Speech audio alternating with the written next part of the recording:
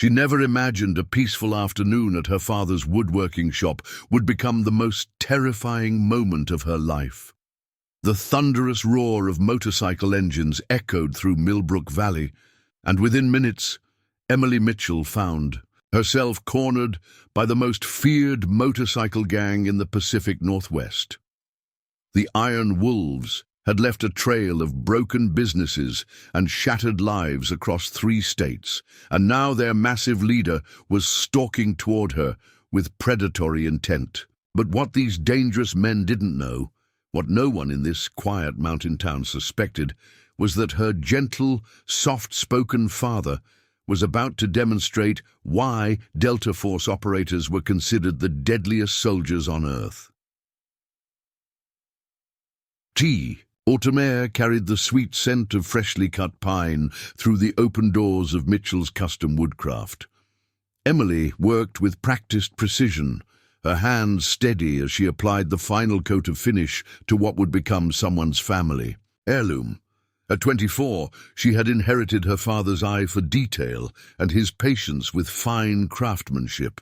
The afternoon sun streamed through the workshop's high windows, catching the dust motes that danced in the air and illuminating the rows of hand-carved furniture that made the Mitchell name synonymous with quality throughout the valley. Thomas Mitchell's workshop stood at the edge of Millbrook, where the paved road surrendered to gravel and pine forest. For 15 years, he had built his reputation one piece at a time, his weathered hands creating beauty from raw lumber, his quiet demeanor and modest prices earning the trust and respect of everyone in town. The locals knew him as the mild-mannered craftsman who could turn a fallen oak into a dining room table that would be passed down through generations. They saw his calloused hands, his careful measurements, his soft-spoken way with customers. What they didn't see were the other calluses, the ones on his trigger finger, the scars hidden beneath his flannel shirts, or the way his gentle eyes constantly scanned his surroundings with the heightened awareness that never quite fades after years of special operations. They didn't notice how he positioned his workbench to always face the entrance, or how the seemingly decorative walking sticks mounted on the wall had been perfectly balanced for combat. Emily was just finishing the cabinet when the first distant rumble of motorcycles broke the afternoon quiet. She paused, brush hovering over the wood, and felt an unfamiliar tension creep into the air. Her father was making his supply run to Cedar Rapids, checking on a rare piece of aged walnut he'd been eyeing for Mrs. Henderson's commissioned rocking chair. The workshop felt suddenly larger, emptier. The rumbling grew louder, more purposeful, like an approaching storm. Through the wide shop doors, Emily could see dust rising from the gravel road that wound past the workshop. Her hand tightened unconsciously around the finish brush as the first motorcycle came into view. The rider's leather cut bore a snarling wolf's head patch, its eyes seeming to glare directly at her. The Iron Wolves. Everyone in 3 states knew that patch, knew the stories of protection rackets, of businesses burned, of people who stood up to them and paid devastating prices. More bikes appeared through the dust cloud, their chrome glinting menacingly in the autumn sun. 7 riders, their engines thundering in choreographed intimidation as they pulled into the gravel lot outside the workshop. The lead rider, a mountain of a man whose leather cut strained across massive shoulders, killed his engine. First, the sudden silence felt heavier than the noise had been. Emily set down her brush with deliberate calm, her father's voice echoing in her memory. Steady hands, steady mind. Fear is natural, panic is a choice. She couldn't know that the measured breathing techniques he'd taught her for detail work were the same ones he'd used in combat. Just as she couldn't know that the iron discipline she'd learned through countless hours of careful sanding and precise joinery was about to serve a very different purpose. The leader's boots crunched on gravel as he approached the workshop's entrance, his shadow stretching across the sawdust-covered floor like an advancing tide of darkness. Emily stood her ground behind the workbench, her spine straight, her father's lessons about standing firm in the face of pressure taking on new meaning. The other riders spread out, blocking the exits with practiced efficiency, their movements suggesting this was a well-rehearsed routine. "Well, what do we have here?" The leader's voice was gravel and steel, a sound designed to inspire fear. "Looks like somebody's little girl is playing carpenter." Emily's fingers traced the edge of the workbench, feeling the smooth grain of oak beneath her fingertips. The familiar texture helped ground her as the massive biker leader stepped further into the workshop, his boots leaving heavy prints in the sawdust. Behind him, the other iron wolves moved with practiced coordination, their leather cuts creaking as they spread out through the space. "This is a private business," Emily said, her voice steadier than she felt. "Unless you're here to commission furniture, I'll have to ask you to leave." She channeled her father's patient tone, the one he used with difficult customers, though her heart hammered against her ribs. The leader threw his head back and laughed, the sound echoing off the workshop's high ceiling. "Commission furniture. Hear that, boys?" His eyes narrowed as he scanned the workshop, taking in the carefully arranged tools, the half-finished projects, the expensive hardwoods stacked with precision. "Nah, sweetheart. We're here about business, all right, just not the kind you're thinking of." Through the workshop's window, Emily caught sight of old Joe Peterson hurrying across the street to his hardware store. The elderly merchant's face was pale as he fumbled with his phone. In Millbrook Valley, news traveled fast, and the arrival of the Iron Wolves would already be rippling through the community. Her father was still 40 minutes away in Cedar Rapids, checking on that walnut wood. She needed to buy time. The leader moved closer, running a calloused hand along a nearly finished dining table. His rings scraped against the polished surface, leaving faint marks in their wake. Emily felt each scratch like a physical pain. "Name's Razor," he said, his voice deceptively casual. "And your daddy's little workshop, well, it's just become Iron Wolves territory." One of the other bikers, a lean man with a scarred face and a patch reading "Ghost," circled behind the workbench. "Nice setup you got here," he said, picking up a finely crafted chisel. "Be a shame if something happened to all these pretty tools." Emily's mind raced. The workshop's back door was blocked by two bikers.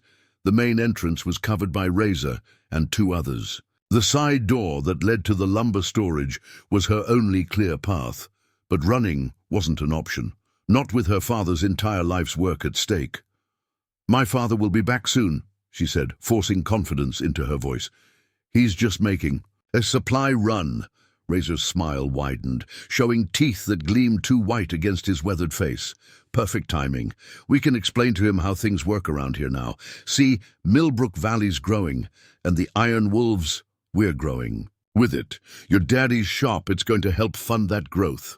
"Protection money," Emily said flatly, remembering the stories she'd heard from neighboring towns. "That's what this is about." "Smart girl," Ghost sneered, still toying with the chisel. "Protection, insurance, community support. Call it whatever. Helps you sleep at night, but the rate's non-negotiable. 20% of gross earnings, paid weekly. Plus any custom work we require, free of charge." Emily's hand closed around a sanding block, not as a weapon, but as an anchor. The familiar tool's weight was reassuring. "This shop supports 3 families," she said. "The Hendersons in finishing, the Patels in delivery. 20% would put them out of work." Razor stepped closer, looming over her. His leather cut bore patches speaking of violence. No mercy, stitched in red. Territories claimed, rivals conquered. "Not our problem, princess. Way I see it, you got 2 choices. Pay the rate, keep your pretty little shop standing. Don't pay..." He let the threat hang in the air. Through the window, Emily saw more activity across the street. Old Joe was talking, urgently into his phone. 2 doors down, Mike Chen from the diner was doing the same. The community was rallying, but would it be enough? "Think about it," she said, stalling for time. Millbrook Valley isn't like your usual territory. We look after our own here, causing trouble. It'll bring attention you don't want." Ghost laughed, the sound sharp and cruel. "Attention? From who? That ancient sheriff who can barely work his cell phone. The weekend deputies who are too busy writing parking tickets in Cedar Rapids." He tested the chisel's edge with his thumb. "Face it, Princess. Ain't nobody coming to help." Razor moved to the wall where her father's finest pieces were displayed. His hand reached for a meticulously carved eagle, its wings spread in flight. "Beautiful work," he said, his tone mockingly appreciative. "Real artistic, but art's fragile, isn't it? Breaks easy." His fingers closed around the carving. "Don't." Emily's voice cracked slightly. She'd watched her father spend weeks on that piece, each feather carved with loving precision. It was more than wood. It was hours of dedication, of teaching her about patience and perfection. Or what? Razor's grip tightened on the eagle. Daddy's little girl going to stop us? Going to call the cops? Going to cry? The other bikers laughed, the sound bouncing off walls that had previously known only the gentle rhythms of craftwork. Emily's mind flickered to the hidden compartment beneath her father's workbench, the one she wasn't supposed to know about. Inside was more than just the pristine Colt 1911 he'd brought back from his service. There was a truth about Thomas Mitchell that even she was only beginning to understand. But reaching for that truth now would only escalate things. She had to be smarter, had to remember everything her father had taught her about patience, about choosing the right moment. "The Iron Wolves," she said carefully, "have a reputation for being businessmen. Smart ones. This?" She gestured around the workshop. "This isn't smart business." Razor's fingers tightened around the carved eagle, his knuckles whitening with pressure. "Not smart business." His voice dropped to a dangerous whisper. "You know what's not smart, Princess? Trying to lecture the Iron Wolves about business." With deliberate slowness, he lifted the eagle from its mount. In that moment, Emily noticed something that the others missed. The autumn sunlight streaming through the high windows caught the dust motes in its beam, and in that illumination she saw the nearly invisible fishing line running from the eagle to the wall. Her father's security system, subtle, creative, and about to announce their unwanted presence. The eagle came free with a barely audible snap. Somewhere in the back office, a small bell chimed. To the bikers, it probably sounded like a distant wind chime. To Emily, it was the activation of her father's alert system, sending a signal to his phone. Help was coming, but she still needed to manage the situation until then. "You really want to think about what you're doing," Emily said, keeping her voice level. "That piece alone is worth $3,000. Mrs. Henderson from the bank commissioned it for her husband's retirement." Ghost snickered, running his fingers along the smooth surface of her father's prized workbench. "Fancy customers you got here. Bet they can afford our protection rates just fine." He picked up a set of precision chisels, testing their weight. In his hands. Quality tools, too, professional grade. "Those were my grandfather's," Emily said, unable to keep a note of tension from her voice. The chisels had been passed down, each one representing hours of lessons, of heritage, of craft passed from generation to generation. "Where is right?" Ghost grinned, pocketing two of them. "Consider it a down payment on our arrangement." Another biker, one with a patch reading hammer, moved to the lumber storage area. His boots crunched on sawdust as he examined the carefully organized wood selection. "Look at this, boss. Got some real precious timber here. Mahogany, walnut, cherry." His hands ran along the grain of an especially fine piece. "This stuff ain't cheap." Emily's mind raced. The lumber they were touching represented thousands of dollars in customer orders. Mr. Chen's restaurant tables, the new podium. For the local church, Mrs. Patel's custom bedroom set. All of them counted on that wood. Razor placed the carved eagle on the workbench with exaggerated care. Here's how this works, sweetheart. We're not unreasonable men. We provide a valuable service. Insurance, you might say, against unfortunate accidents. He picked up a freshly finished table leg, examining its perfect curves. Fire safety, for instance. Woodshops can be dangerous places. One spark. He pulled out a silver lighter, flicking it open. Think bigger picture, Emily said quickly, drawing on everything. She knew about negotiation from years of dealing with customers. This shop isn't just about the money, it's about community. Every piece here tells a story, represents someone's special moment. Stories don't pay the bills, Princess, Ghost cut in, but Emily noticed Hammer pause in his examination of the lumber, something flickering across his face. Actually, they do, she pressed on. That dining table you're touching. It's for the Chen family. Their restaurant burned down last spring. Kitchen fire. The whole town pulled together to help them rebuild. That table represents their fresh start. She turned to Hammer. Those walnut boards you're handling, they're for the new church altar. Reverend Johnson's daughter is getting married this winter. Her father wants to build it himself, but he needs our guidance, our tools. For a moment, the workshop fell silent, except for the soft whisper of wind through the pine trees outside. Emily could see her words landing, especially with Hammer, whose fingers had stilled on the walnut surface. Razor's face darkened. He didn't like losing control of the narrative. Touching, he sneered. Real heartwarming. But business is business, and right now our business is explaining to you what happens to people who don't understand how things work in Iron Wolf's territory. He moved toward Emily with deliberate menace, but she held her ground. Her father had taught her more than just woodworking. He'd taught her about standing firm, about reading people, about finding leverage in unexpected places. She saw something. In Hammer's hesitation, in the way another biker shifted uncomfortably when she mentioned the church. Territory? Emily's voice took on an edge of steel. This valley isn't territory. It's home. These aren't just customers.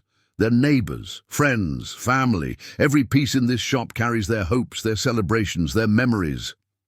Ghost slammed his hand on the workbench, making the tools jump. Enough with the Hallmark movie. Script. Boss, let's show her what happens to businesses that don't appreciate our protection. But Emily had seen it. The slight flinch from Hammer when Ghost raised his voice, the way one of the younger bikers by the door looked away. Not all of them were fully committed to this path. Her father had taught her that wood grain could reveal hidden strengths and weaknesses. People weren't so different. Razor stepped closer, his shadow falling across Emily's workspace. Last chance, Princess. 20%. Weekly payments, starting today. Or we start breaking things, starting with this pretty little shop, and maybe moving on to something more personal. The threat hung in the air like sawdust after a cut, but Emily stood her ground. In the distance, she heard the faint sound of a familiar engine. Not her father's truck, but old Joe's son's motorcycle. The community was mobilizing just as she'd hoped. She just had to hold on, had to keep the situation from escalating until help arrived. Through the workshop's windows, Emily caught glimpses of movement across the street.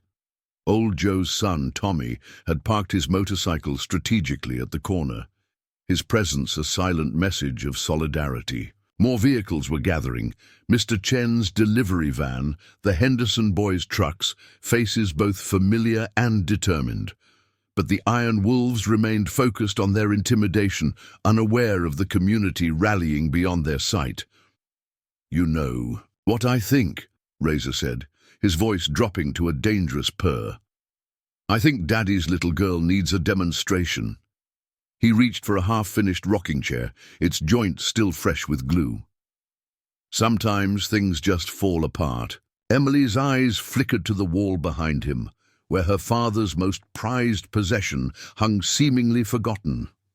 It wasn't the ceremonial sword from his military days that stayed hidden along with other remnants of his past. Instead, it was a simple wooden plaque, hand-carved with words that held deeper meaning than the bikers could know. Patience in the shadows, precision in the strike. Ghost moved to the lumber rack, running his hands along the precious woods. "Boss, look at these price tags. $1,000 for a piece of tree? These people are robbing the community blind, and they don't want to share." "That's Brazilian rosewood," Emily said, her voice taking on the patient tone her father used when educating customers. "Last harvest before it was protected. Each board has a story, a purpose." She watched Ghost's hand pause on the wood. "That piece, it's for Jason Martinez's Purple Heart display case. His mother saved for a year." Something shifted in Hammer's stance at the mention of the military decoration. Emily caught it, the slight straightening of his spine, a ghost of discipline not quite forgotten. Her father had taught her to read people like she read wood grain, to look for the hidden knots and stress points. "Shut up," Razor snapped. But Emily saw his command didn't carry the same weight with all his men. The younger ones were glancing at each other, their certainty wavering. Emily moved carefully around her workbench, maintaining distance but projecting confidence. Her hand brushed against a seemingly decorative wooden box, another of her father's clever additions to the shop. Inside, she knew, was a satellite phone with direct connections to numbers that didn't officially exist. But like her father's other precautions, it would only escalate the situation. "You mentioned business sense earlier," she said, addressing Razor but watching his men's reactions. "Let's talk about that. This shop serves military families at cost. Veterans get priority. On custom work, we do free repairs for the widow's home." She saw Hammer's fingers tighten on the lumber rack. "That's not charity. It's investment in community, the kind that pays back in loyalty."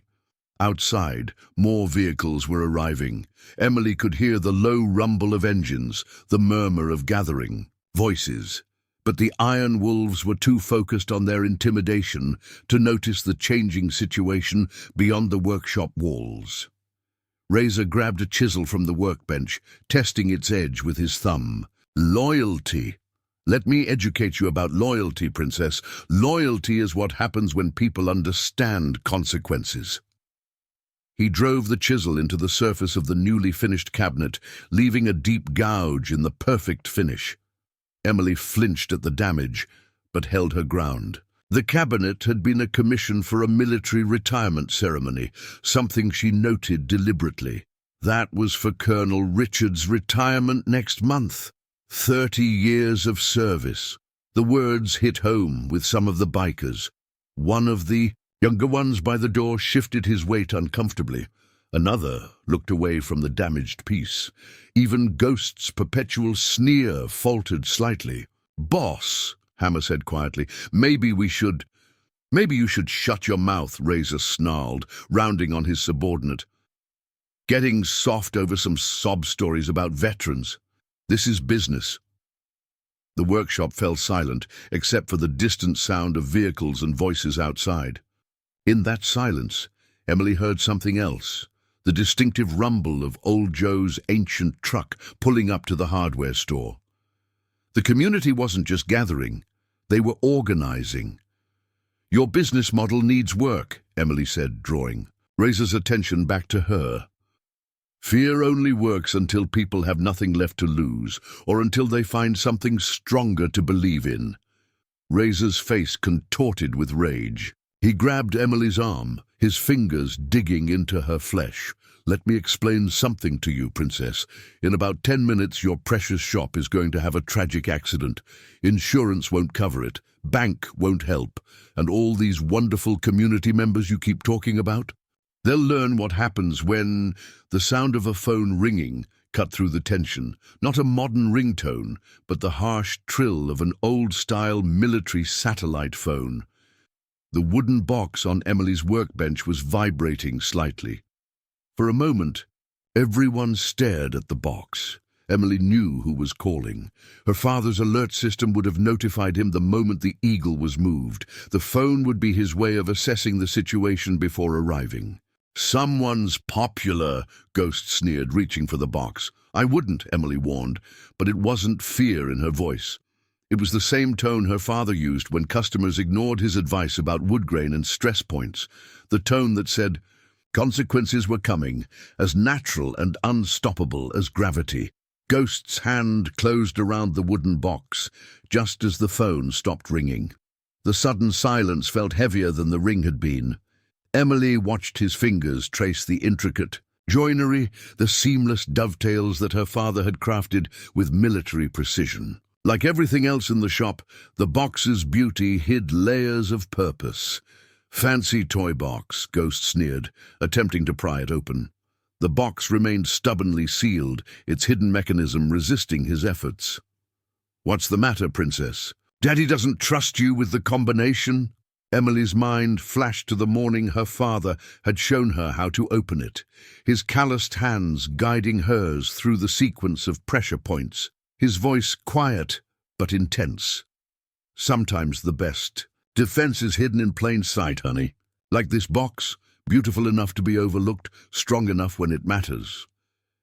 The workshop's atmosphere had shifted. Through the windows, Emily could see the gathering crowd had grown larger. Mr. Chen's entire kitchen staff stood beside their delivery van. The Henderson boys had been joined by their father, his face grim beneath his carpenter's cap. Even Mrs. Patel's teenage sons were there, still in their private school uniforms. Razor noticed the change too. His eyes narrowed as he took in the growing number of vehicles, the clusters of determined faces.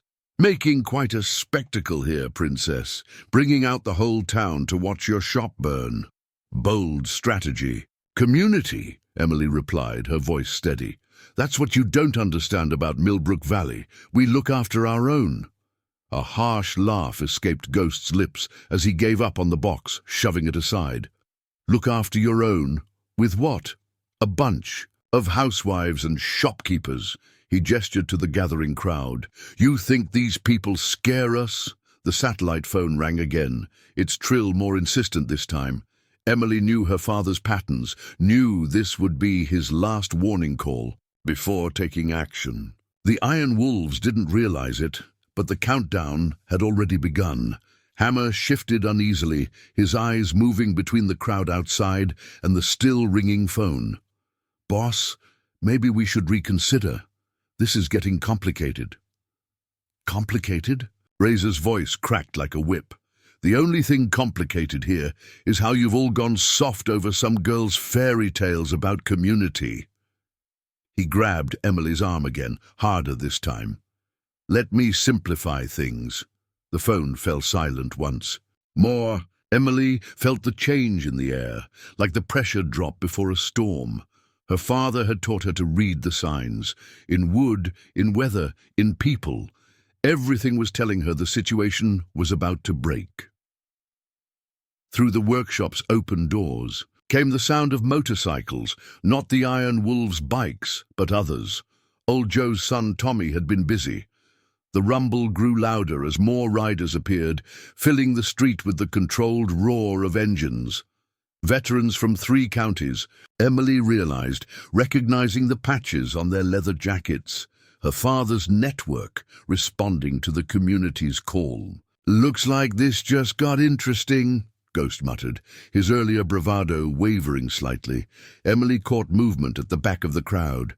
Old Joe was talking urgently with someone she couldn't quite see, gesturing toward the workshop. The gathered townspeople were parting, making way for a figure moving with purpose through their midst. "Last chance," Emily said, addressing Razor but watching the approaching figure. "Leave now. Tell your Iron Wolves that Millbrook Valley isn't their kind of territory." Razor's grip tightened painfully on her arm. "Or what? Your little community. What is going to stop us? These weekend warriors on their hobby bikes?" He yanked her closer, his voice dropping to a menacing growl. "You don't seem to understand, Princess. The Iron Wolves don't back down. Not for anyone." The wooden box suddenly emitted a series of soft clicks. Its hidden mechanism, triggered by some unseen signal, began to move. Ghost jumped back as if burned, staring at the box with suspicious eyes. "That's where you're wrong," Emily said quietly. This isn't about backing down, it's about waking up. The workshop's main doors cast long shadows across the floor as a figure filled the entrance. Sunlight streaming from behind him turned him into a silhouette, but Emily would know her father's stance anywhere. The careful economy of movement, the measured pace of someone who had learned that true power lies in control. Thomas Mitchell stepped into his workshop, still wearing his supply-run clothes, faded flannel shirt, worn jeans, work boots dusted with sawdust. He looked exactly like what the Iron Wolves thought he was. A simple craftsman, a small-town carpenter who worked with his hands, but Emily saw what they didn't. The slight shift in his weight as he assessed the situation, the way his eyes catalogued threats and exits with professional efficiency, the subtle changes in his posture that spoke of years of combat training. Her gentle, patient father was still there, but now he wore those qualities like a sheath wearing a finely honed blade. "I believe," Thomas said, his voice carrying the same quiet authority he used when teaching apprentices, "you gentlemen are trespassing in my shop." Razor's grip on Emily's arm didn't loosen, but something in the workshop's atmosphere shifted.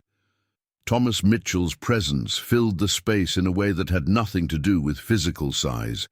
He moved with the fluid grace of someone who had spent decades mastering the art of controlled movement, each step precise and purposeful. "Well, if it isn't Daddy Dearest," Razor sneered, though Emily felt the slightest tremor in his grip. "Perfect timing. We were just explaining to your daughter how business works in Iron Wolves territory now." Thomas's eyes flickered to the damaged cabinet, the gouged workbench, the scattered tools. His expression remained calm, but Emily recognized the slight tightening around his eyes, the same look he got when examining wood grain for hidden flaws that could compromise an entire piece. "I see," Thomas said, his voice carrying the same measured tone he used when teaching difficult techniques. "And did my daughter explain how business works here in Millbrook Valley?" Ghost laughed, but the sound held a note of uncertainty. Something about the old carpenter's demeanor was setting off warning signals that the biker couldn't quite process. "Your daughter's been real educational. Lots of pretty stories about community and veterans and all that heartwarming bullshit."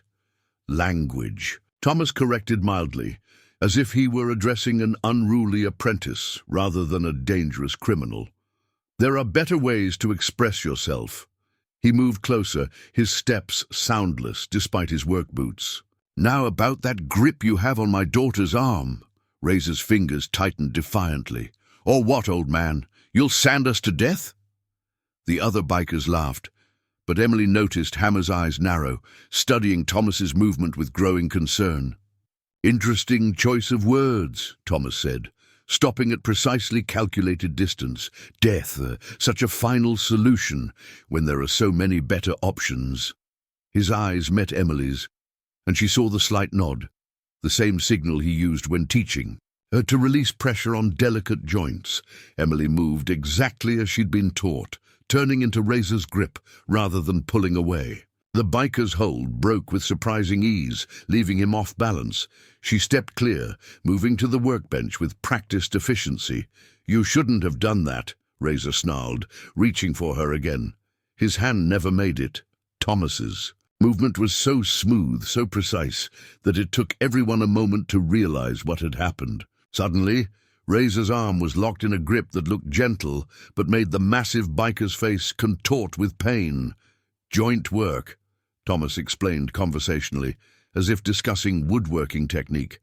"Like dovetail joints in fine furniture. The human body has similar stress points, similar ways of fitting together or coming apart." Ghost reached for the weapon concealed under his cut, but Thomas's voice stopped him. "I wouldn't. Precision tools require careful handling. That applies to weapons as well as chisels." "Who the hell are you?" Hammer asked suddenly, his military instincts finally connecting the dots. "Just a carpenter," Thomas replied, maintaining his hold on Razor with seemingly no effort. "Though I did have another career before this. Something about precision work in high-stress environments. Delta Force, they called it.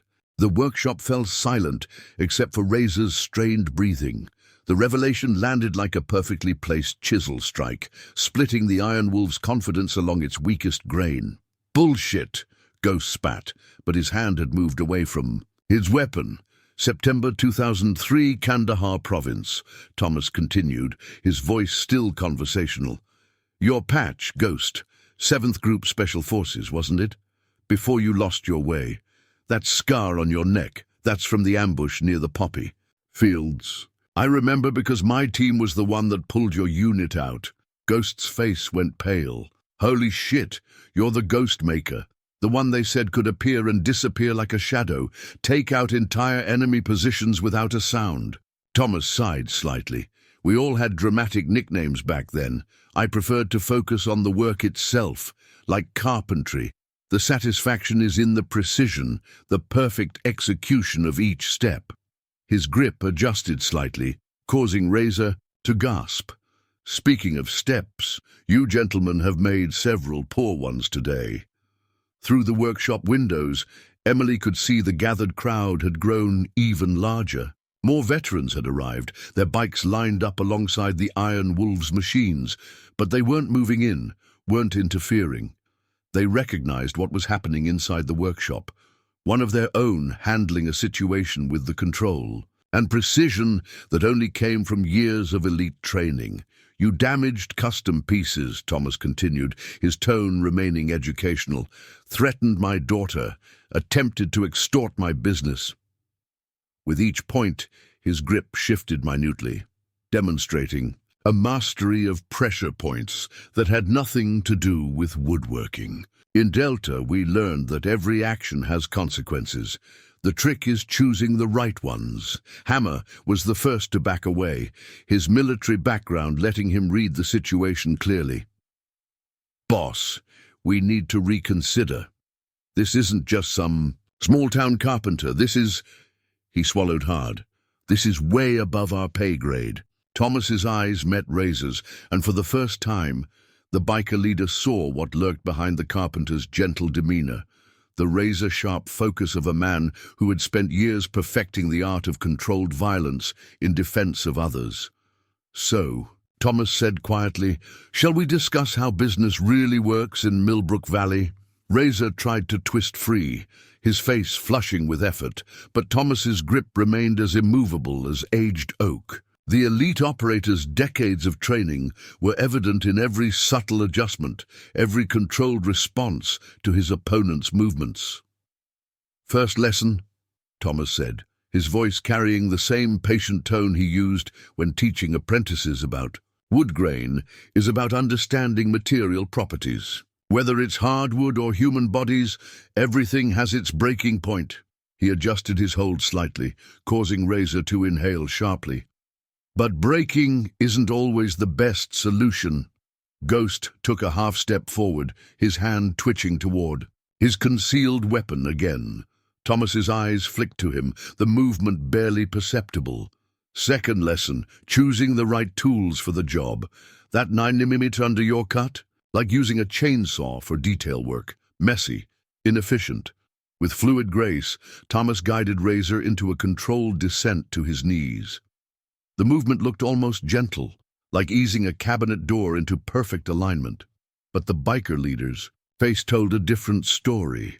"In Delta," Thomas continued, addressing the room, but watching Ghost carefully, "we learned that the most effective force is often the least visible. Like these joints," he nodded toward a nearby table. "Perfectly fitted, incredibly strong, but unless you know what to look for, you might miss them completely." Hammer had backed further away, his military training letting him read the situation with growing clarity. "Ghost," he said quietly, "stand down. This isn't a fight we want." "Listen to your friend," Thomas advised. "He recognizes the signs. Special operations leaves marks that other operators can read, like tool marks on fine woodwork, invisible to most but clear as day to those who know." Emily moved to her father's workbench, positioning herself with the same careful awareness he had taught her. Through the windows, she could see the gathered. Veterans outside maintaining their disciplined presence, ready but not interfering.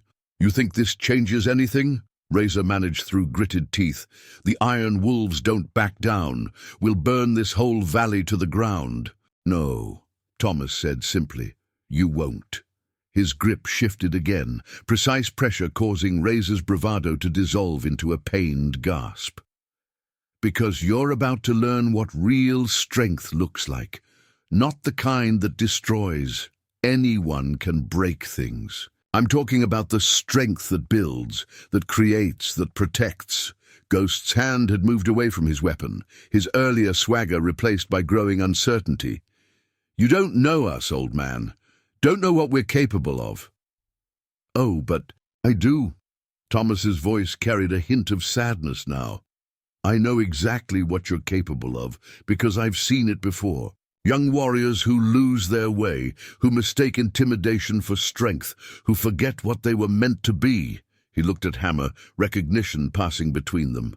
"You were 75th Ranger Regiment, weren't you? I can see it in your stance, your tactical awareness. Remember the oath you took, the code you lived by?" Hammer's face tightened, old memories surfacing. "That was a different life." "Was it?" Thomas asked. "Or did you just convince yourself of that because it was easier than admitting you'd lost? Your path?" His eyes moved to the other bikers. "How many of you served? How many of you wore uniforms before you wore those cuts?" The silence that followed was heavy with unspoken truths. Several of the younger iron wolves shifted uncomfortably, unable to meet Thomas's steady gaze. "Here's what's going to happen," Thomas said, his voice carrying the quiet authority that had once commanded elite operators in the world's most dangerous places. "I'm going to release you, Razor, not because you've earned it, but because every man deserves a chance to make better choices." "And then what?" Razor spat, though his defiance seemed hollow now. "We're supposed to apologize? Join your little community woodworking circle? Then," Thomas continued as if he hadn't been interrupted, "you're going to look around this workshop. Really look. See the projects we're working on." He nodded toward the damaged cabinet. "That retirement piece you vandalized? It's for a Marine who lost both legs in Fallujah. Every joint, every curve, every detail was designed to tell his story, to honor his sacrifice." Emily watched understanding begin to dawn on some of the bikers' faces. Her father wasn't just showcasing his skill, he was reaching for the warriors they had once been, the men who had sworn to protect rather than intimidate. "The wood you're leaning against?" Thomas addressed one of the younger bikers. "That's for the new Veterans Center downtown. We're donating the work, just like we do for all military families, because that's what real strength looks like. Using your skills to lift others up, not tear them down." With precise control, Thomas released his hold on Razor. The biker leader stumbled slightly as he regained his feet, rubbing his arm where pressure points had been expertly manipulated. 22 veterans take their own lives every day," Thomas said quietly. "Many of them feel lost, disconnected, like they don't belong in civilian life. Some find their way to groups like yours, looking for the brotherhood they miss, the purpose they've lost." His eyes moved from face to face. "But you're offering them shadows, not solutions. Fear instead of family." The workshop fell silent except for the distant sound of motorcycles outside. In that silence, Emily could see her father's words landing, finding purchase in hearts that had hardened but not completely calcified. Razor stood in the center of the workshop, his earlier bravado stripped away like varnish under sandpaper. His eyes darted between Thomas, the gathered crowd outside, and his increasingly uncertain crew. The power dynamic had shifted as completely as a perfectly executed joint coming together. "You think a few tricks and some speech about veterans changes anything?" Razor attempted to rally, but his voice lacked its former conviction. "The Iron Wolves aren't some charity case for you to fix." "Fix?" Thomas shook his head, moving to his workbench with deliberate calm. No, that would imply you're broken. You're not broken, you're just badly assembled. His hands passed over his tools, touching each with the familiarity of decades, like a piece of furniture put together. Without understanding the grain, the natural strengths and weaknesses of the material. Ghost shifted his weight, his hand no longer anywhere near his weapon. You don't know anything about us, about what we've been through. Kandahar, 2003, Thomas replied quietly. The poppy field ambush. Your unit was pinned down for 6 hours. Before we reached you, you lost your best friend that day. Rodriguez, wasn't it? The one who always carried that battered paperback of The Art of War in his pocket. Ghost's face went pale. How did you? Because I was there, Thomas said. Simply, I saw what that loss did to you, saw the start of the cracks that led you here. He gestured to Ghost's iron wolf's cut. You traded one uniform for another, looking for something to fill the void. But fear isn't the same as respect, and intimidation is a poor substitute for brotherhood. Hammer had moved closer to the workbench, his eyes drawn to a partially completed project. This joint work, he said, running calloused fingers along the dovetails. It's like the precision drills we used to do, every move calculated, every angle considered. The principles aren't so different, Thomas agreed. Whether you're handling a weapon or a chisel, success comes from understanding your tools, respecting your materials, and maintaining absolute control. He picked up the damaged eagle carving. Every piece of wood has its own character, its own challenges. Like people, you can't force them to be something they're not. You have to work with their natural strengths. One of the younger bikers, barely out of his teens, stepped forward. I was 10th Mountain Division, he said quietly, as if confessing. Got out last year. Couldn't find my place. The wolves, they seemed like a way to belong. Again, Thomas finished for him. I understand. The transition isn't easy. The civilian world can feel soft, unfocused. You miss the clarity of purpose, the bond of serving with others who understand. Emily watched the transformation happening in the workshop. The tension was still there, but it was changing, morphing into something else. She saw it in the way. The younger bikers were looking at her father, not with fear of his combat skills, but with recognition of something they'd lost. The thing about woodworking, Thomas continued, setting the eagle down gently, is that it teaches you patience. You can't rush the process. Every step builds on the one before it. He looked meaningfully at Razor. The same is true of rebuilding a life. We're not looking for redemption, Razor snapped. But there was uncertainty in his voice now. No, Thomas agreed. You're looking for purpose, for meaning, for the same things you all once fought for. He moved to the lumber rack, running his hand along a piece of walnut. Every veteran who comes through this shop, I see the same hunger in their eyes. They're not just looking to learn a trade, they're looking to create something lasting, something meaningful. Outside, the gathered crowd had grown quieter, as if sensing the delicate work happening within. The veterans who had arrived to help stood ready but patient, understanding that some battles are won not with fists or firearms, but with wisdom and understanding. 3 months ago, Thomas said, addressing the room but watching Razor carefully, a Marine came in, lost both arms in an IED blast, thought his life was over. Do you know what he's doing now? He nodded toward a beautiful chess set in the corner. Made that.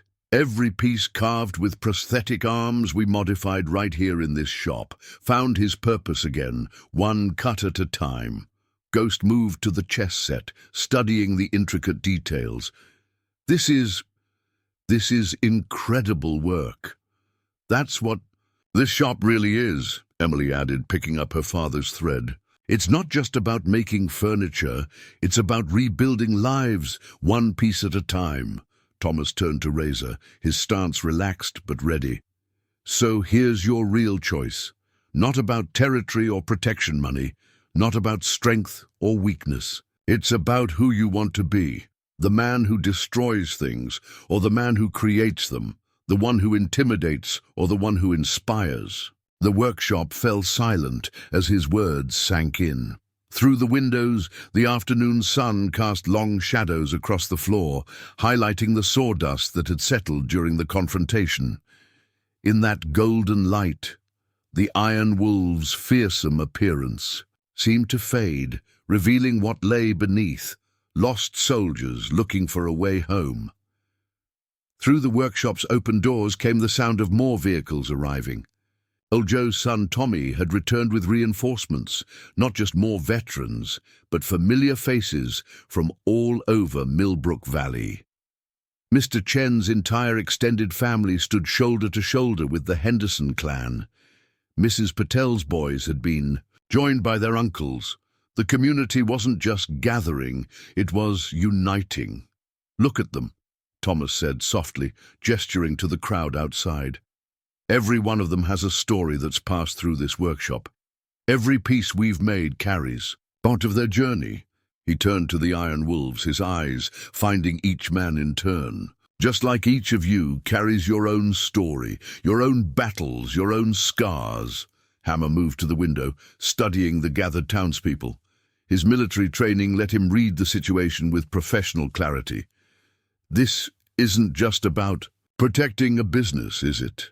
Nothing in Millbrook Valley is just one thing," Emily explained, stepping forward. "That table you admired earlier, it's not just furniture.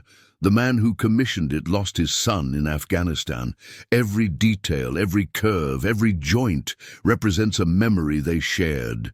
The young biker from the 10th Mountain Division had drifted to the workbench, his fingers trailing over the tools with something like longing.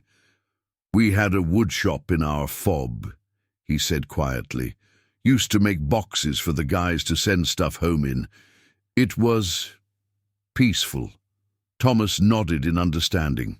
"Creation has a way of healing what combat breaks. Every veteran who comes through here discovers that. Some stay for a few projects, others make it a career. But they all find something they lost: purpose, focus, the satisfaction of building rather than destroying." Razor stood in the center of the workshop, watching his crew's resolve crumble like sawdust in the wind. The fearsome Iron Wolves, who had terrorized 3 states, were being transformed not by force, but by something far more powerful: the possibility of redemption. "Your reputation precedes you," Thomas continued, addressing Razor directly. "The Iron Wolves, feared, respected, untouchable. But look around this shop, look at your men. What do you see?" Ghost had moved to the chess set, studying the Marine's handiwork with growing admiration.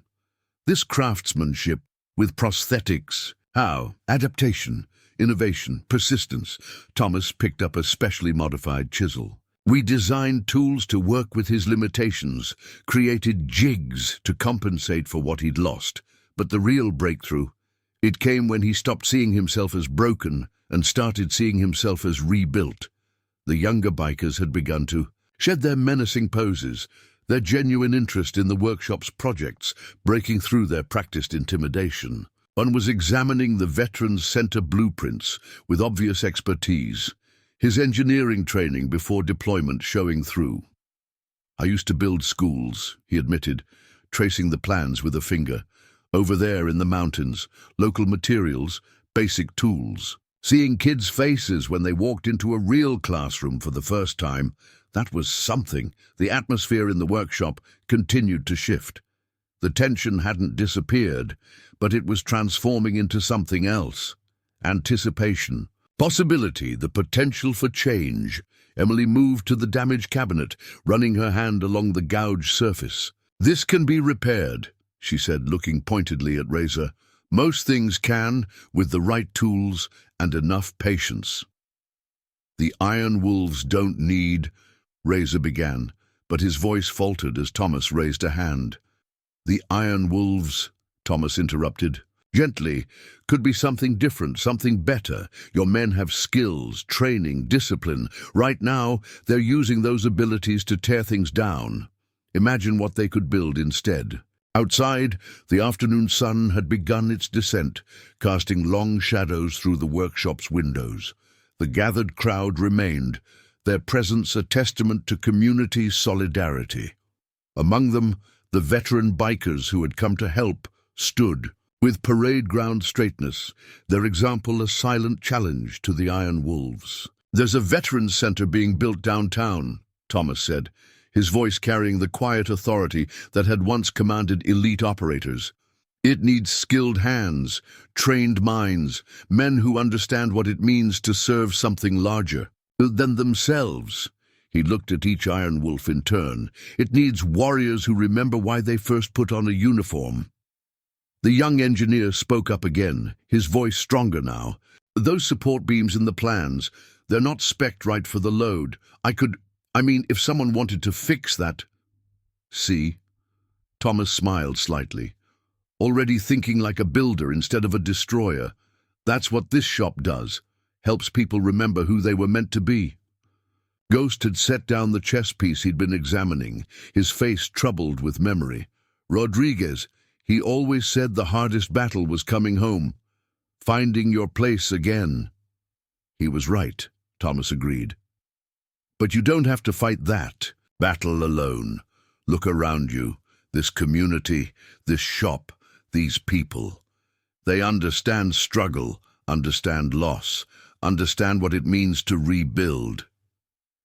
The workshop fell into a contemplative silence, broken only by the gentle whisper of wind through the pine trees outside. Razor stood motionless, his fearsome reputation crumbling like old varnish under the steady gaze of a man who had seen deeper battles, fought harder wars, and found a better way to victory. "Choice time," Thomas said quietly, moving to his workbench. With the same fluid grace that had once made him a legend in the world's most dangerous places. "The Iron Wolves can leave here today as they came, feared, isolated, walking a path that only leads to more darkness." Or he ran his hand along a piece of partially carved wood. "They can become something else, something better." Ghost was the first to move, shrugging off his leather cut with deliberate care. The patches that had once seemed so important, territory claimed, rivals defeated, fear instilled, now looked hollow in the workshop's honest light. He laid the cut on the workbench, next to the chess piece carved by a Marine who had lost his arms but found his purpose. "Rodriguez would have loved this place," he said quietly, his voice rough with emotion. "He always said we needed to build, more than we broke." The young engineer from the 10th Mountain Division stepped forward, his eyes still on the veteran center's blueprints. "Those support beams, I could fix them, design something better, stronger, something that would last." He looked up at Thomas. If you'd let me." "Let you?" Thomas smiled slightly. "Son, this shop has always been open to those willing to learn, to build, to create. The only question is whether you're ready to trade fear for craftsmanship, destruction for creation." One by one, the younger Iron Wolves began to remove their cuts. Each leather vest laid down seemed to lift a weight, reveal the men beneath the menace, soldiers who had lost their way but hadn't forgotten everything they once stood for. Hammer moved to stand beside Thomas, military bearing returning. To his posture, the veteran's center. "It's not just about the building, is it?" "Nothing worth building ever is," Thomas replied. "Every project here tells a story, serves a purpose beyond itself. That chess set? It's not just a game. It's proof that limitations can be overcome. That cabinet you damaged?" He glanced at Razor. "It's going to show a retired Marine that his service is honored, remembered, respected." Through the windows, the gathered crowd had begun to change. The tension of confrontation was giving way to something else. Old Joe had opened his hardware store, bringing out coffee for the veterans who had come to help. Mr. Chen's family was unloading containers of food from their restaurant. The Hendersons were already discussing lumber requirements for repairing the damaged pieces. Emily watched the transformation with quiet pride. This was her father's real strength, not his. Delta Force training, not his ability to neutralize threats, but his capacity to see the potential for good in those who had lost their way. The Iron Wolves could be more than this, Thomas continued, addressing Razor directly. Your men have skills, training, discipline. Right now, those abilities are turned toward destruction. But imagine what they could build. Imagine how they could help other veterans find their way back. Razor's face was a battlefield of emotions, pride warring with possibility, anger with understanding. We're not charity cases, he growled, but the menace had left his voice. No, Thomas agreed. You're craftsmen who forgot their trade, warriors who lost sight of what they were fighting for, but that can change. Today, right here. The young engineer had begun making notes on the blueprints, his former life as a combat engineer emerging from beneath years of practiced intimidation. The community center's second floor. We could modify it, create a workspace like this, a place where vets could learn trades, find purpose. Ghost nodded slowly. Rodriguez used to say the hardest part of coming home was feeling useful again, feeling like you were still serving something bigger than yourself. Outside, more vehicles. We're arriving, but not with the tension of earlier. These were work trucks carrying lumber and supplies. The Henderson boys were already organizing volunteer crews. The community wasn't just standing together anymore. They were building together. Every piece of wood has its grain, Thomas said, picking up a rough block of oak. Try to work against it, you get splinters and splits. Work with it, understand its natural strength, and you can create something beautiful. He looked at each Iron Wolf in turn. People are the same way. You can try to force them through fear, or you can help them find their natural strength. Hammer had moved to the lumber rack, his hands running over the carefully stored wood with growing appreciation. In the Rangers we had a saying, lead the way. But somewhere along the line we forgot what that really meant. It's not too late to remember, Emily said, stepping forward. This shop, it's not just about making furniture. It's about rebuilding lives, restoring purpose, creating legacy. Every veteran who comes through here finds something they thought they'd lost. The afternoon sun streamed through the windows, catching the sawdust in its beams, creating halos of golden light that seemed to illuminate the possibility of transformation. Outside, the gathered community had begun to organize itself with natural efficiency. Veterans were sharing stories with townspeople, plans were being drawn up, connections were being forged. Razor watched it all, his world shifting like wood grain under pressure.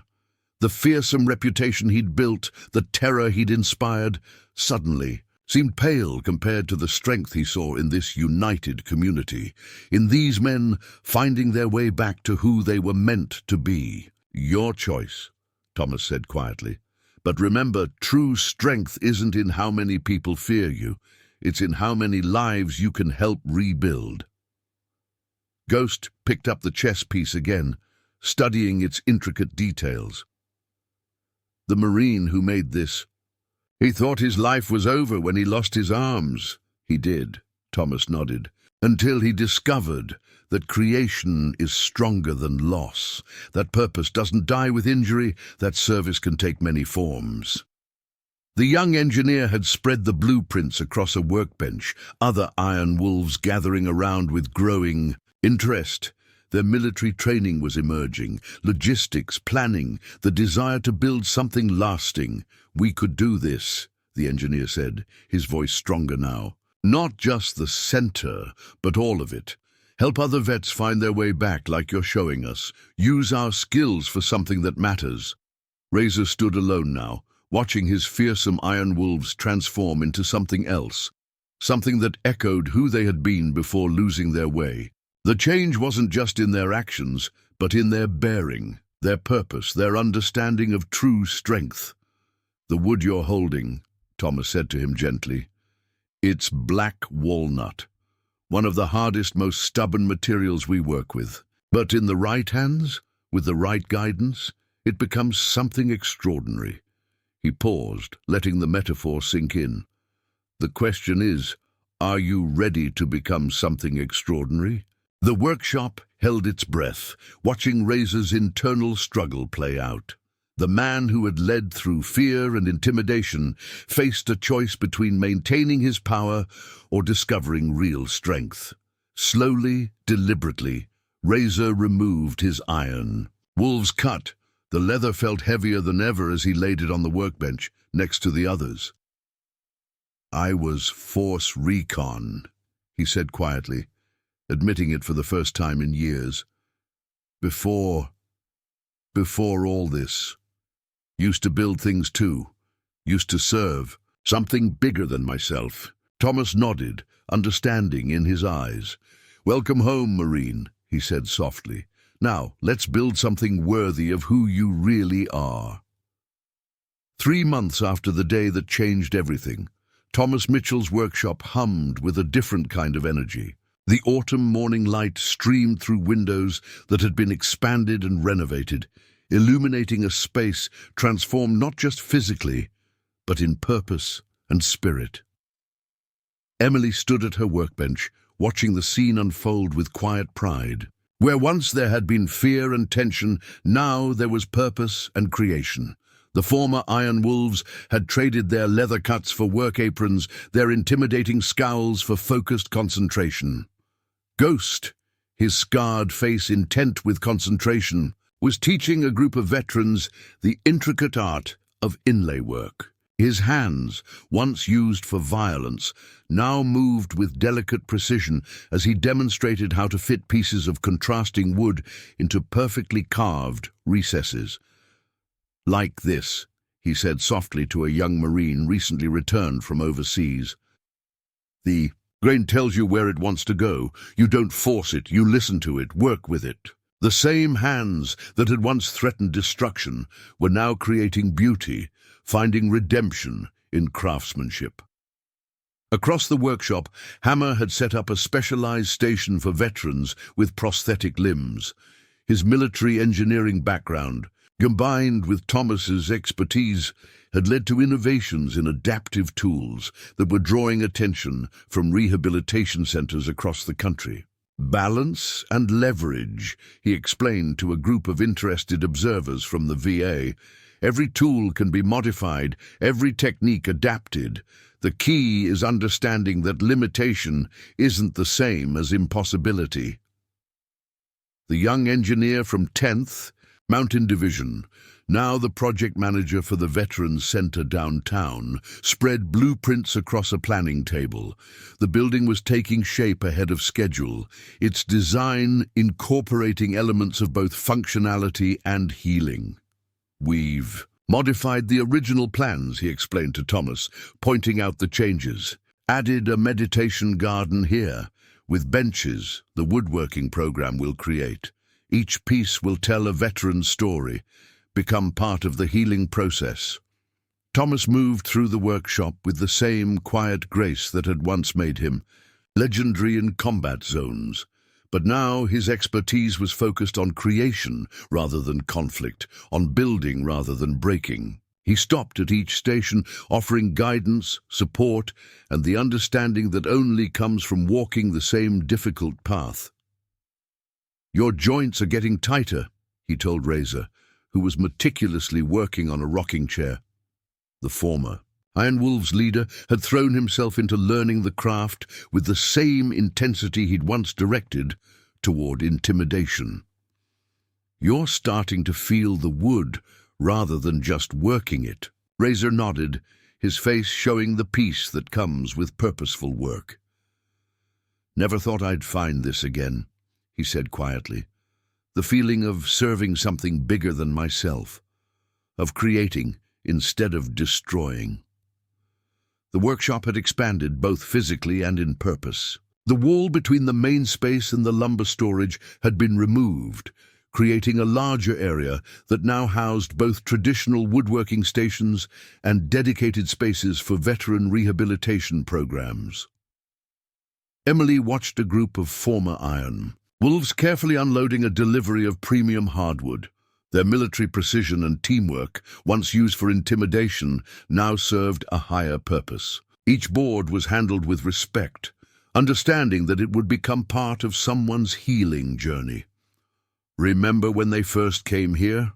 Old Joe said, standing beside her.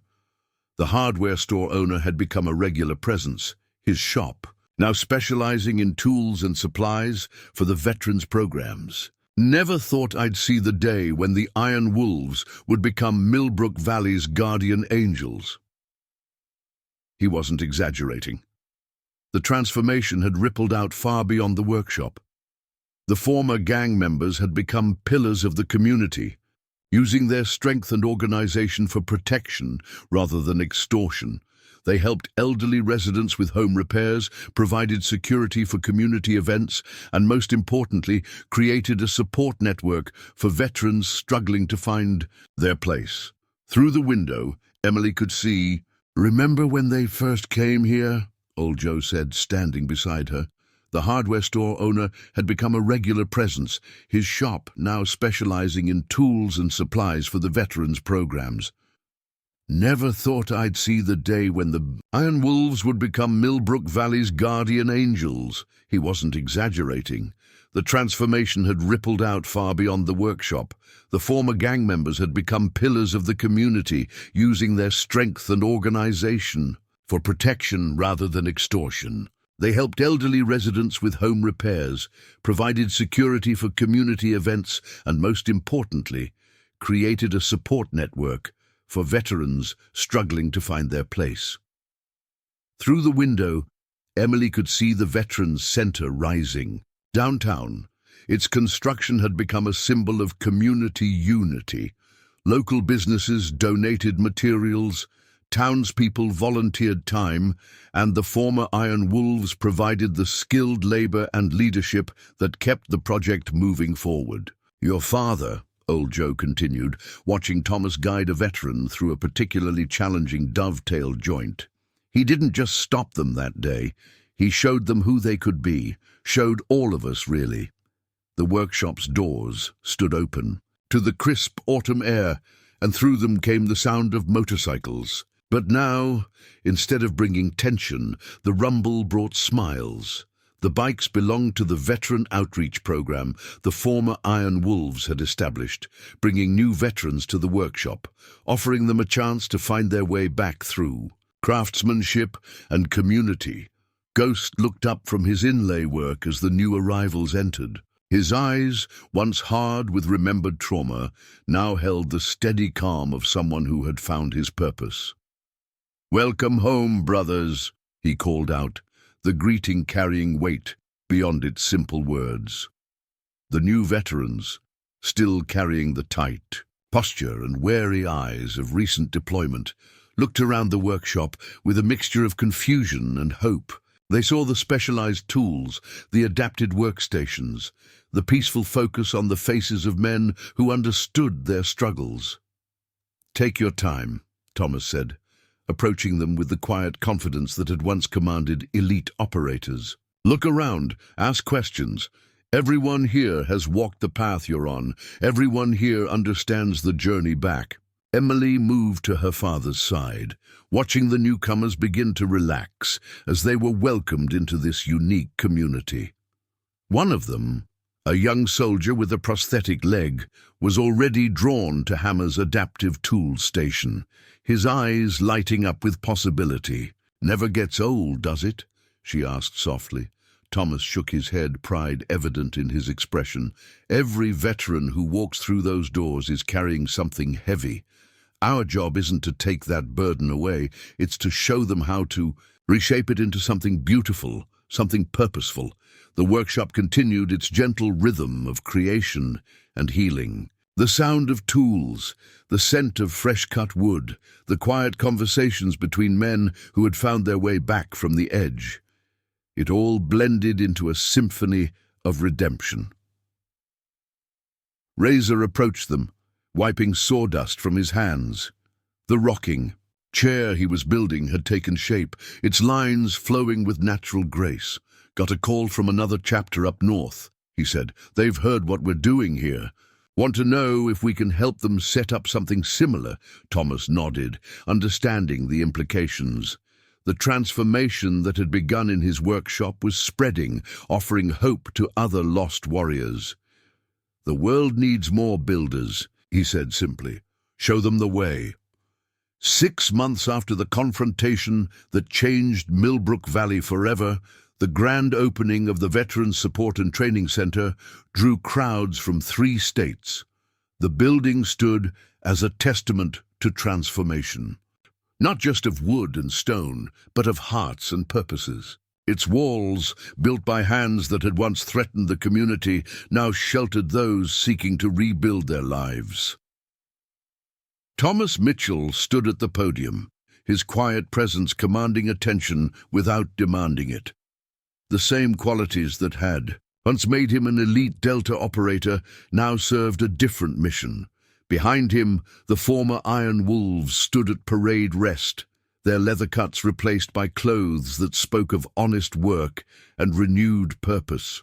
"This center," Thomas began, his voice carrying across the gathered crowd, "isn't just about buildings and programs. It's about understanding that every person, like every piece of wood, has natural grain, strengths and patterns that, when properly understood and worked with, can create something beautiful." Emily watched from the front row, pride swelling in her chest as she took in the full scope of what had grown from that tense day in their workshop. The center wasn't just a building, it was a beacon of hope, a testament to the power of seeing. Beyond the surface to the potential within. Ghost, now the center's head of veteran outreach, stepped forward. The scar on his face, once a mark of intimidation, had become something else, a reminder that healing leaves its own marks. 6 months ago, he said, his voice steady, I was lost. We all were. Thought strength meant making others fear us. Thought purpose meant taking what we wanted. He gestured to the building behind him, to the workshop visible through its expansive windows. But real strength, it's in that Marine who lost both arms and now teaches others to carve. It's in the combat engineer who thought his life was over, until he learned to design adaptive tools. It's in every veteran who walks through these doors, carrying the weight of their service, and finds a way to transform that weight into something meaningful. The crowd had grown as he spoke. Former Iron Wolves chapters from across the country had ridden in, drawn by stories of transformation. They saw their former brothers not as traitors to their code, but as pioneers of a new way forward. Each bike that rolled into Millbrook Valley now brought not fear but possibility. Razor, standing tall in work clothes dusty with sawdust, addressed the gathering next. The Iron Wolves were born from a need to belong, to serve something bigger than ourselves. We just forgot what real service looked like. He turned to Thomas, until a carpenter with calloused hands and a warrior's heart reminded us. Inside the center, the evidence of transformation was everywhere. The main hall showcased furniture pieces crafted by veterans in the program, each item telling its own story of healing. A rocking chair, its joints perfect and strong, had been made by a former sniper who found peace in the meditation of smooth curves. A dining table, its surface inlaid with service branch emblems, came from the hands of a combat medic learning to create rather than just repair. This is just the beginning, Thomas continued, his voice carrying the quiet authority that had once commanded elite operators and now guided lost warriors home. Every veteran who finds their way here brings new skills, new perspectives, new opportunities to serve. We're not just building furniture, we're rebuilding lives, one piece at a time. The workshop area had been designed with both practical and symbolic purpose. Adaptive tools lined the walls, each modified to work with different disabilities. But more importantly, the space was open, welcoming, filled with natural light, the opposite of the dark places many veterans carried in their memories. Hammer, who had become the center's chief instructor for adaptive woodworking, demonstrated a newly designed tool system, Every limitation can be worked with, he explained to the gathered observers. Just like in combat, you adapt, you overcome, you find a way forward. The young engineer from 10th Mountain Division, now the center's facilities director, led tours through the building. Every detail had been carefully considered, from the therapeutic gardens visible from the workshop to the quiet rooms where veterans could find space to process their journey. The design itself is part of the healing, he explained, pointing out features. The open spaces promote connection while respecting the need for personal space. The natural materials, wood, stone, glass, ground us in reality while encouraging growth. Emily moved through the crowd, catching snippets of conversation that confirmed the deeper impact of their work. A local business owner discussing employment programs with a veteran recently certified in fine woodworking. A VA representative exploring ways to expand the program to other communities. Family members sharing stories of transformation they'd witnessed in their loved ones. Outside, more motorcycles arrived, but their rumble no longer brought tension to Millbrook Valley. Instead, they brought hope, each bike carrying another warrior looking to find their way home.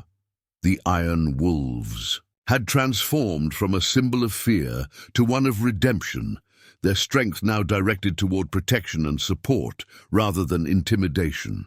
This center, Thomas began, his voice carrying across the gathered crowd, isn't just about buildings and programs. It's about understanding that every person, like every piece of wood, has natural grain, strengths and patterns that, when properly understood and worked with, can create something beautiful. Emily watched from the front row, pride swelling in her chest as she took in the full scope of what had grown from that tense day in their workshop.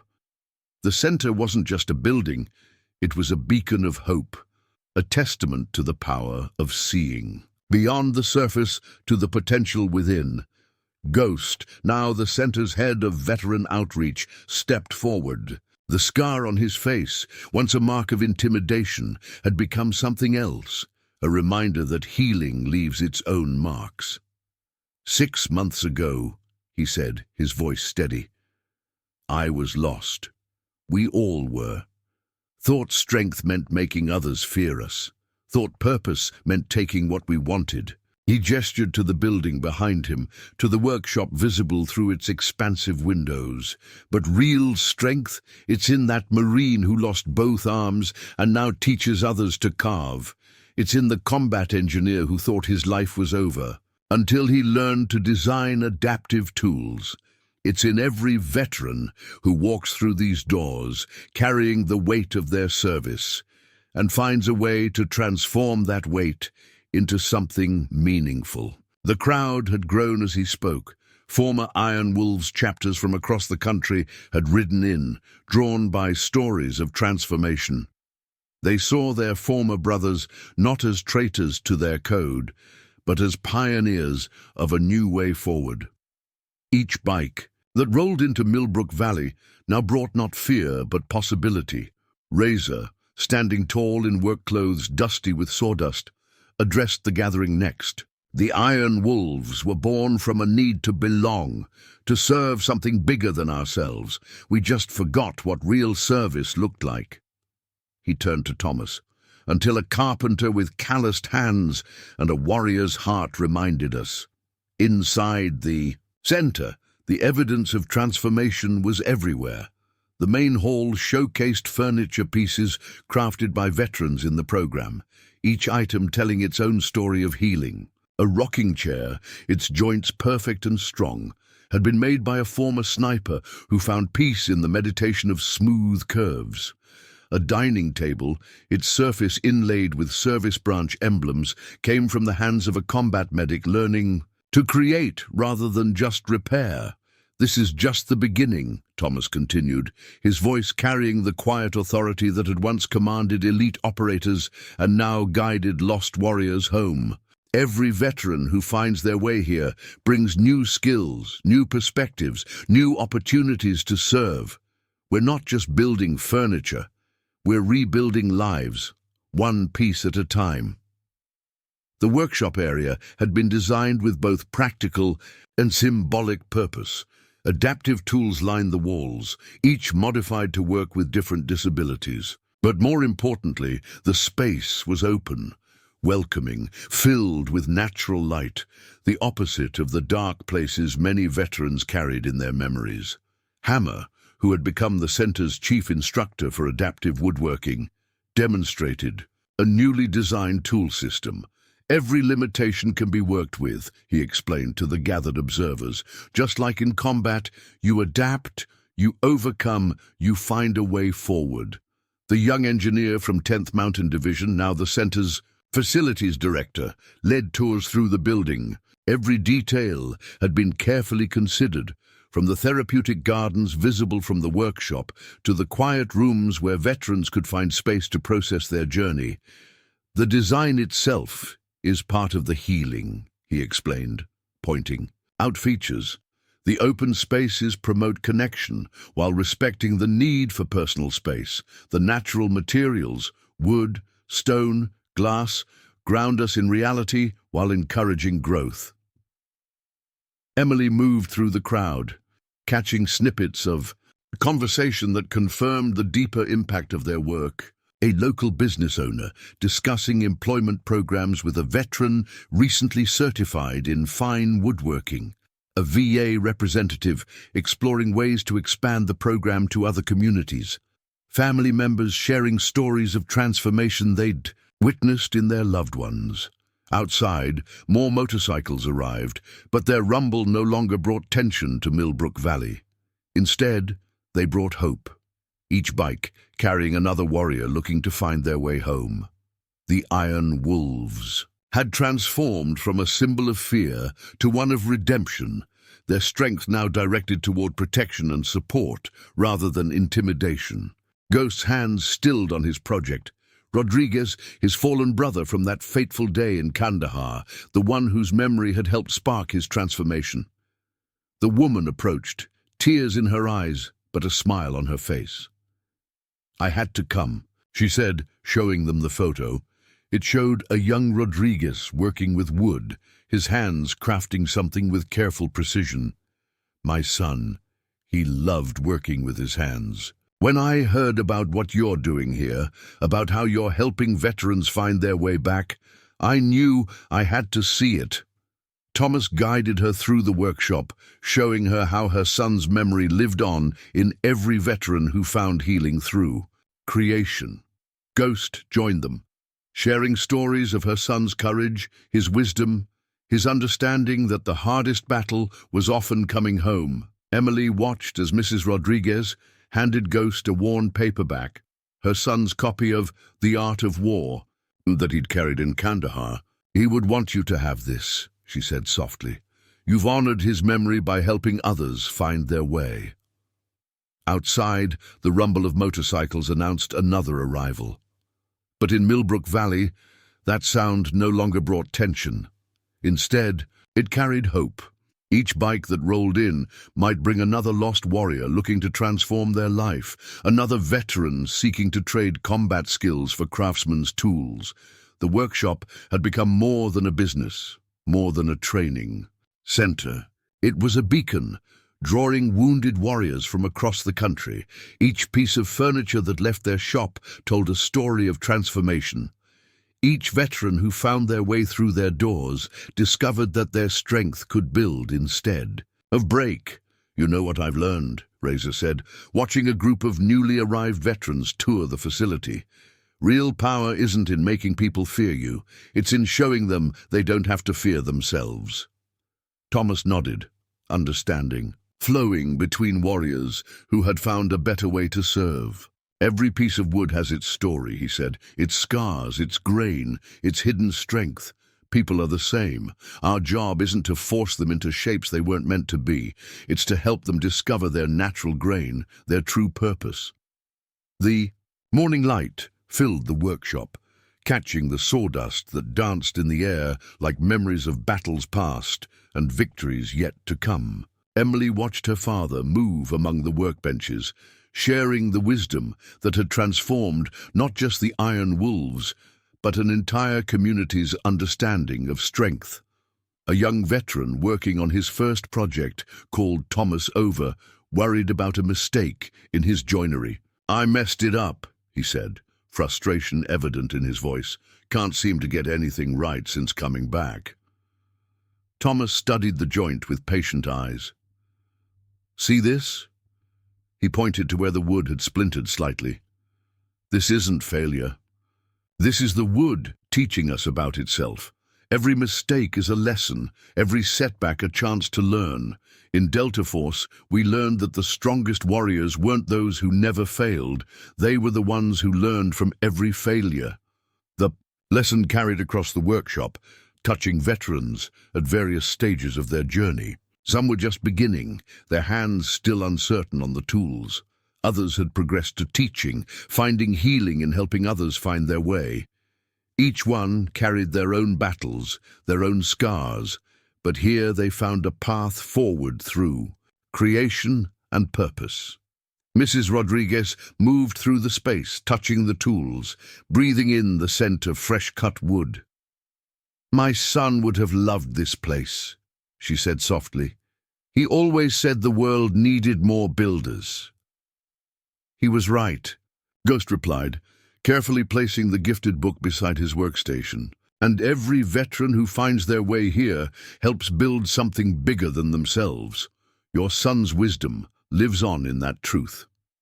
The story of Mitchell's custom woodcraft and the transformation of the Iron Wolves had spread far beyond Millbrook Valley. It wasn't just about veterans or woodworking or community. It was about the possibility of change, the power of seeing beneath the surface to the true grain of a person's character.